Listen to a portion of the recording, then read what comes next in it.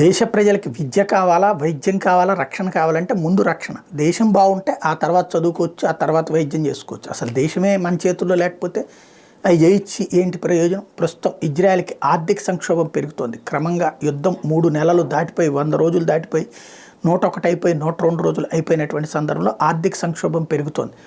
ఈ నేపథ్యంలో బడ్జెట్లో కోతలు విధించుకుంది వివిధ సెక్షన్స్కి. అవంతా కూడా గాజా యుద్ధానికి మళ్లిస్తోంది. తాజాగా చూస్తే the war in the Gaza Strip and clashes on Lebanon's front are bleeding the Israel's economy. The Israeli government has proposed cuts in various budget allocations to fund the war. The Israeli government's proposals include $239 million cut in the education ministry's budget. Tel Aviv also proposed more than $100 million in cuts to the health ministry budget. ఇప్పుడు వైద్యానికి సంబంధించినటువంటి బడ్జెట్లో నుంచి $100 million, విద్యకు సంబంధించినటువంటి budget నుంచి $239 million తీసి యుద్ధానికి అవసరమైనటువంటి రక్షణకి కేటాయిస్తూ నిర్ణయం తీసుకుంది ఇజ్రాయెల్ ప్రభుత్వం.